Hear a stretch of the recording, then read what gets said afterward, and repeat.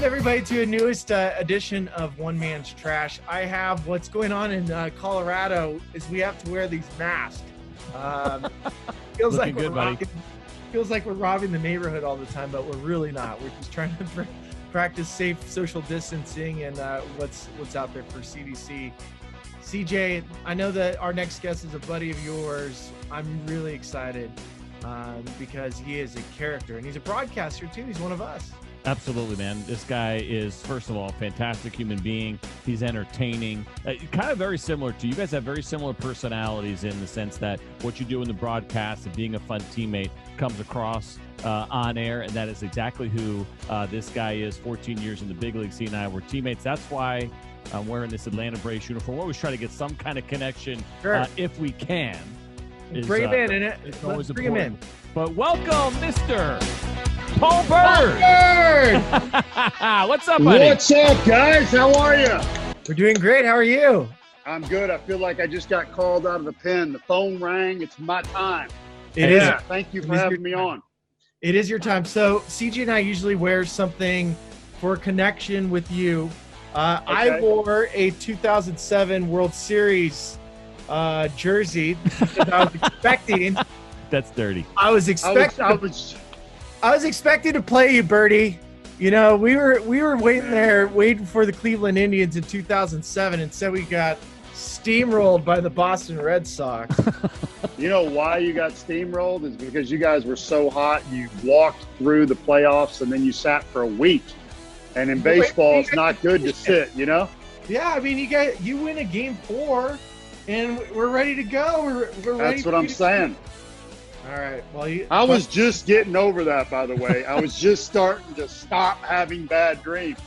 You can always count on Spilly. So my connection, of course, is we got to spend a little bit of time together in Atlanta back in 2004 before you fell a little bit short. And I feel like I'm close enough to you from a distance standpoint. I feel like I could sit on my porch and we could probably have this same conversation here in the northern part of the Atlanta suburbs, buddy. But it's good to see you.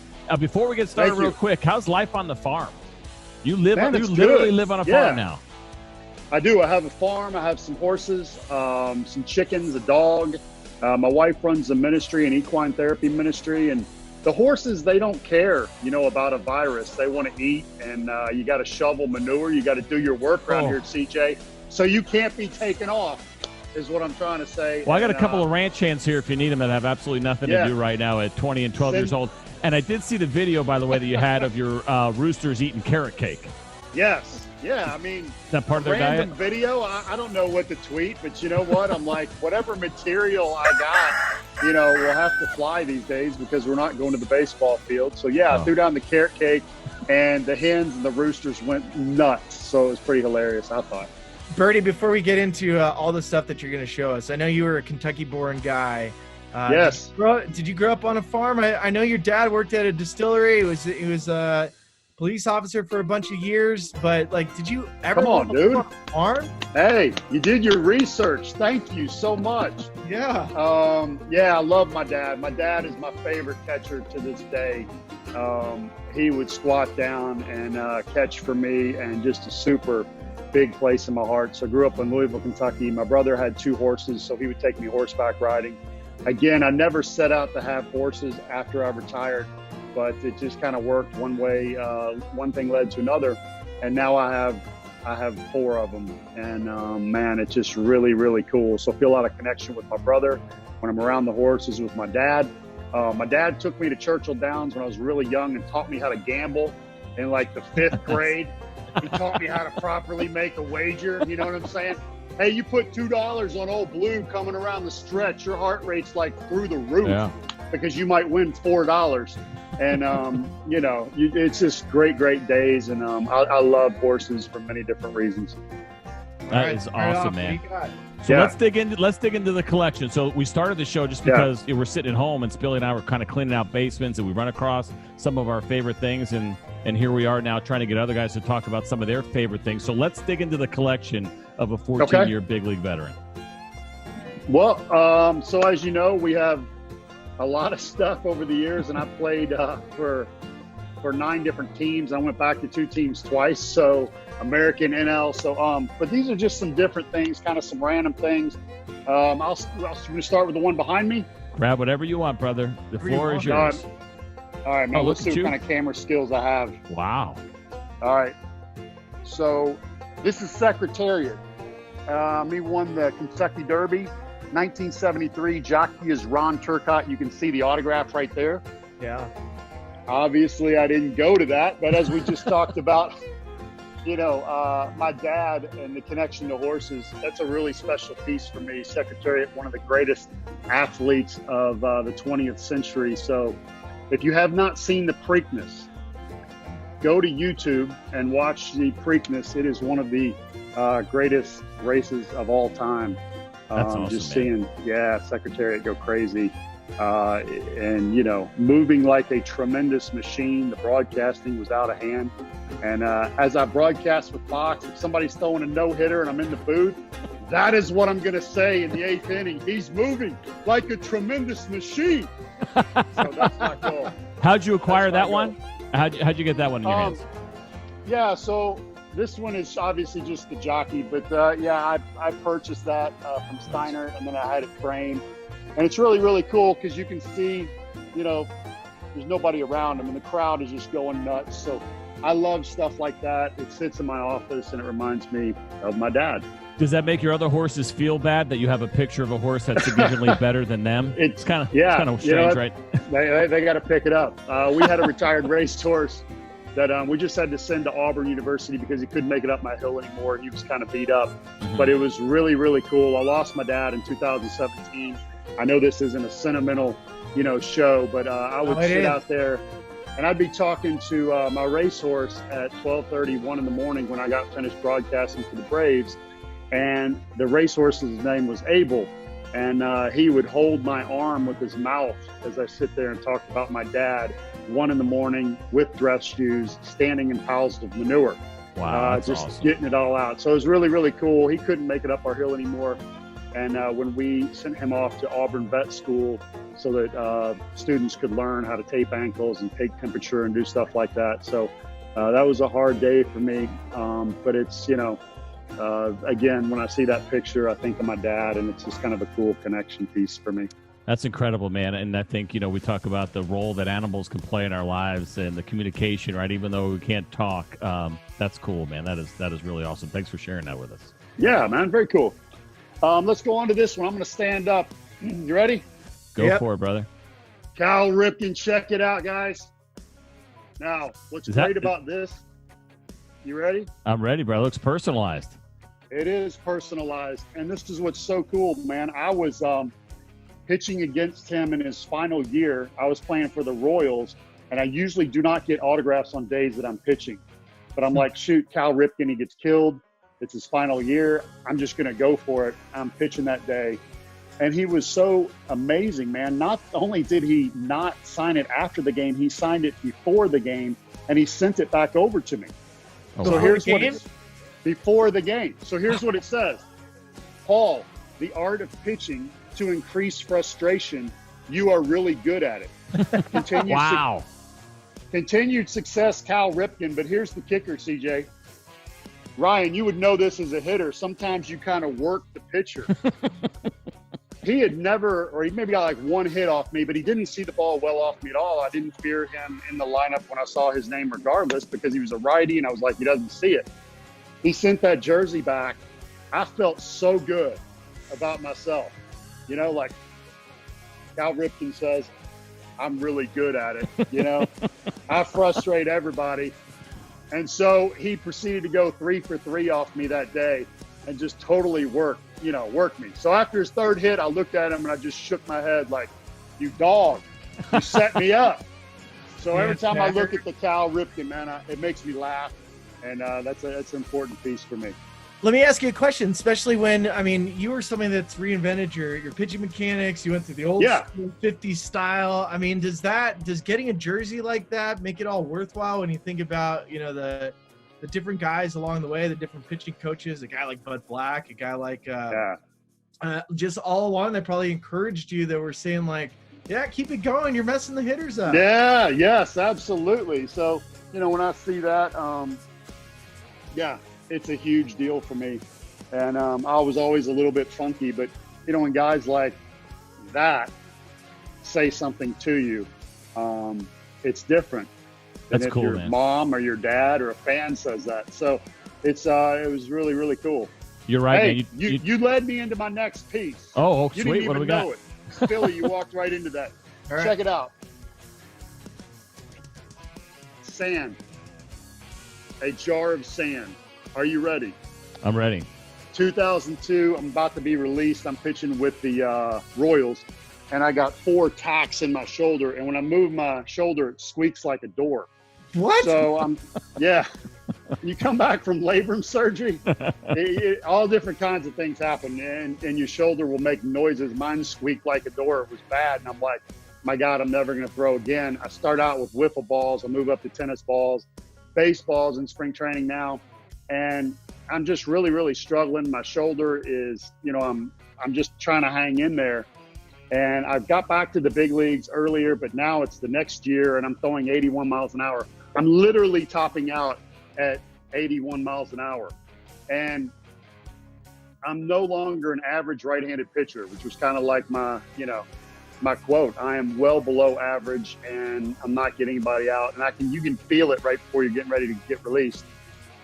So I climb over the fences in spring training, boardwalk, and baseball, and I start praying. And I don't mean this in a way to push my faith on anybody else, but I just start praying. And I just say, God, if I have any chance in this, any chance to stick around, if I matter at all, please give me something, and please help me, or please whatever. And it was a really heartfelt prayer, and I thought I was going to start throwing 95. Like, man, that was good. It did not happen. I started swinging my arms. I started thinking of Bob Feller. I have a piece with him. I started out with the Indians, got signed by them, where he had the high leg kick, the arms, Warren Spahn, the wind up, and I started doing a lot of goofy stuff. So the next day, I've got pitcher's batting practice, and I start swinging my arms and doing goofy stuff, bending over a little bit, and then changing tempo and timing. And people started laughing when I started swinging my arms. And but then there was like a pop-up and then a ground out. And in pitcher's fielding practice, Ryan, it's like, hitter's practice, I'm telling them what's coming. And this is they're supposed to be lacing balls all over the place. And then they got real quiet. And then I finished, pitcher's practice, and I walked over to the dugout. And right as I crossed the line to get to the dugout, Carlos Beltran met me. And he said, I don't know if you're joking around. He goes, but I was having trouble picking up the ball. And he goes, you may want to stick with that. And when Carlos Beltran is having trouble picking up a fastball, you know what I'm saying? That's amazing, yeah. It's amazing feedback. Isn't that great? And then I walk a little bit further, and George Brett meets me. And he says, I would have hated facing you. And I said, what? I said, have you checked your numbers lately, George? And you're left-handed. You would have loved facing me. And he said, no, I hated facing guys that were goofy. He said, I wanted straight, hard, 95, no movement guys that thought they could throw it by me. And he goes, I ate those guys alive. He goes, you take a little off, you put a little on, you sink it, you cut it, you're funky. I can't pick up the ball like the other guys are saying, from behind the cage. He goes, I would have hated facing you. Trust me. And I'm like, man, George Brett just said that to me. So I had my best year that year in Kansas City. I won 17 games. I'm not digging myself, but it just meant a lot to me that I was able to stay in the game. And the irony of it is that was what I was known for. You mentioned it, Ryan, a goofy delivery. So why sand? Years later, when I was actually playing for the Indians, I went back to boardwalk and baseball, and I dug up some sand where I hung out and prayed and worked on my delivery to try and get creative and stay in the game. So I keep that sand in my office. It's a reminder to be creative, to adapt, and to do what you have to do if you love something very much, which obviously I'm very passionate about baseball.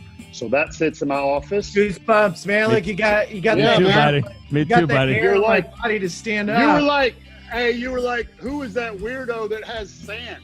You know, where's he going with this?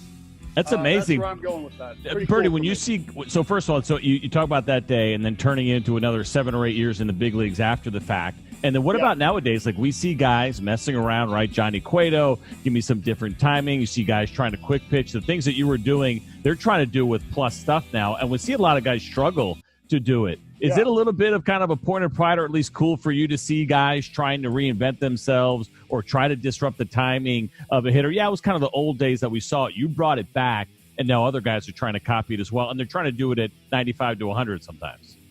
Yeah, it is. You know, most people, and I'm not saying this is wrong, but most people, they just say movement, location, velocity, and people disagree on, movement's number one or velocity's number one or location, but every now and then somebody will say deception. Don't forget to factor that in. And then I will say this, conviction. Yeah. Don't forget to factor conviction in. I would rather have a pitcher throw the wrong pitch but believe in it than throw the right pitch and not be sure because the mojo comes out differently. So I think there's a lot of things that factor into a pitcher letting go of the baseball. And if you do not have deception in your repertoire, Ryan, you can attest this as a hitter, they see the ball early, it doesn't matter how hard you throw, It does matter.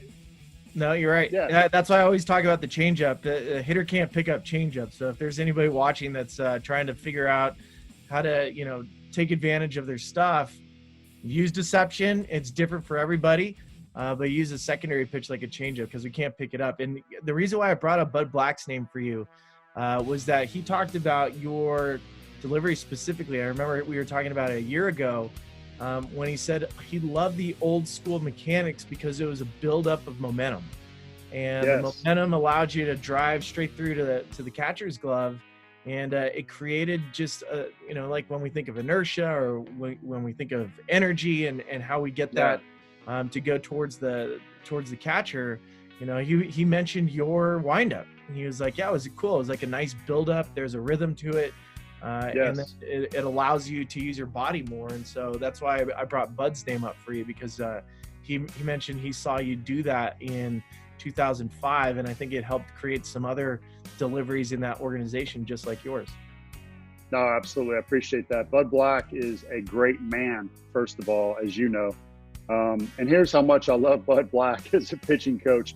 He would get down and catch me the day before I pitched. And so I had a little bit of a different routine in 2005 where I would just throw a really, really light bullpen to him the day before the game just to make sure I was crisp.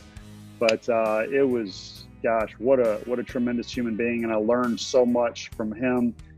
He's like my mom, when I was driving, my mom would teach me certain things and I would hear my mom go off, voice go off in my head. After working with Bud Black, I would hear certain things go off in my head when I was pitching. And one of them was, Paul, you got to use all of your pitches, because if I didn't have something that day, I would shy away from it. I learned from him, nope, you've got to use all your pitches, show the hitter everything, both sides of the plate. They have to factor it in no matter what. And it he was a huge factor in my career. Hey, as a crafty righty real quick, how deep did your repertoire get? And we talk about like Darvish having 6-7 pitches sometimes, or getting inventive. At its peak, how many signs were you working with? Oh gosh, CJ, I had so many pitches. I started calling the pitches with my mouth. So this was a fastball. If I looked at you and there was nothing, if I stuck my tongue out real quick, that was a changeup. And then if I went like that, which was that was a B for breaking ball. So if it was a righty, you knew immediately go to the slider. And then if it was a lefty, you knew to go to the curveball first. And then I had a sign with a glove with a cutter. And so that way it worked fast, because if days where my changeup were off, I learned from Al Nipper how to throw a screwball. So I would work that in as well. But I changed arm angles. And I think when you change arm angles, the slider is going to look differently from down there than it is up here. And so there was little things like that I would say, okay, I have 2 different types of sliders, so I'll factor that in too. Do you ever worry that your catcher didn't see when you try to be sneaky and then you find yourself out there like, well, and then you got chapped lips? That was the real, like I knew I wanted to throw. And so as soon as he gave me eye contact, I mean, he didn't have to be squatted down. As soon as he gave me eye contact, as I would, sometimes before I even addressed the rubber, I would give that sign and he would just go like this with his glove, like, come on. Oh, nice. And sit there. So it was good. It kept a nice pace, I bet, too. That's awesome. Yeah. You're a Tigers guy. So I matched up with Jose Lima one time. Fast games. Yeah, I think it was an hour and 50, maybe something like it was ridiculous. The good old days. It was the fastest game since '82. So I got to go look that one up. We'll get it in there. We'll get that box score in there. All right. I don't know what it was, but it was close. I'll find it. All right, what else you got back there? All right. You want to go personal or you want to go Jersey? What do you want to go? Okay, personal. I think we got time for two more, man. Let's go personal. Yeah, man, let's go personal. So I'm pitching for the Angels and Bud Black, and I'm having a good year. And my son, Colby, has always been tough on me. He is my youngest son, my oldest son, Grayson, who's now with the Cubs. I'm real proud of. My youngest son, Colby, loves soccer, basketball. And I think he always felt like I liked Grayson better because he was the baseball player in the family. I didn't. He knows that now. But at the time, he always gave me trouble. So we're playing video games. And he said, Dad, who should I be? And I said, be the Yankees. He said, why the Yankees? I said, son, they got a ton of money. So when they don't have somebody, they just trade for them or they sign somebody or, whatever. And so their team's always loaded. So when you're playing video games, if you're the Yankees, you're always going to have one of the best teams. He goes, okay. So we're playing a game, whatever. I don't remember who wins, but he's, out to get me and all this. And so a couple days later, I'm pitching against the Tigers and I win the game. And we're walking out to the parking lot, and in Anaheim, they have this shrubbery right along the players', cars. Mm-hmm. And so I walk over, I'm signing autographs, and I'm kind of full of myself, and I'm feeling pretty good. And I'm like, yeah, my son Colby's right here with me. He's probably really proud. Got my arm around him. I'm signing more autographs, and I'm like, yeah. And so he says, when I finish, Dad, why would anybody want your autograph? You're not any good. And I go, what?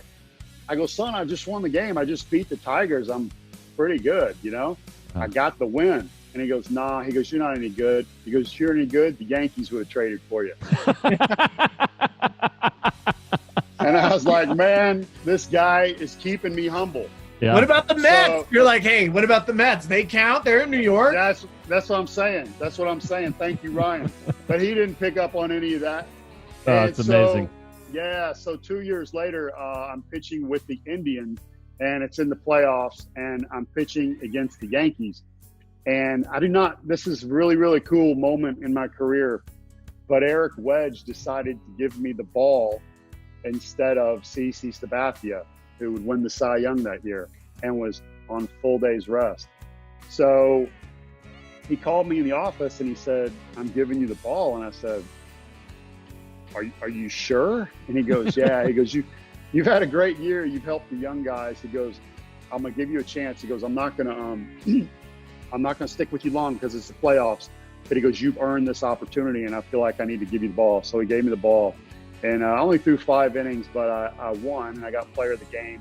And again, I feel like I'm digging myself. That's awesome. But I got a ball from the game, and I got it authenticated right here.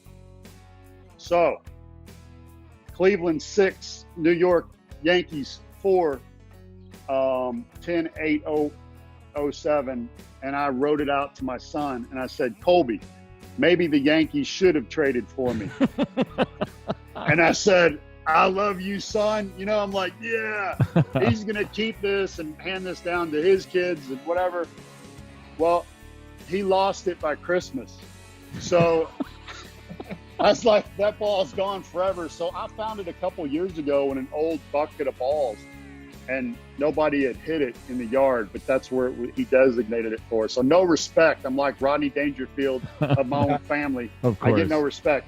So I pulled it out and I put that in my office, and I'm going to give that to him later at a time when he he will value it. But it's a neat piece for me, and that sits in my office as well. That is a tremendous story. I mean, they've all been tremendous so far, but that is so cool. And then it's also fun every once in a while to kind of make your kids feel a little bit bad, right? When they're busting your chops, you got to kind of throw back at them. That is fantastic. All right. Yeah, we played a tennis match the other day for control of the house, and he beat me for the first time ever. So I'm in trouble now. Yeah, but, not fun when they can beat you and stuff. All right, what do you think? You got one more? Are you done? What do you tell me? I got one more. You yes, whatever y'all want. Yeah, we got a couple minutes left. Let's go for it. Let's see it. So I was told in high school that I would not be able to play major Division I baseball. And I wasn't very big. I didn't throw that hard, but, I did not accept that answer. And I ended up at LSU. We won a national championship, got drafted by the Indians. I've had kind of an up and down career. My wife moved us 56 times. So I wasn't very good. I couldn't stick with one team, but I wasn't bad enough to retire. So this is kind of a cool piece for me. This is my all-star jersey from the Phillies, Fenway Park, 1999. There's some great names on that.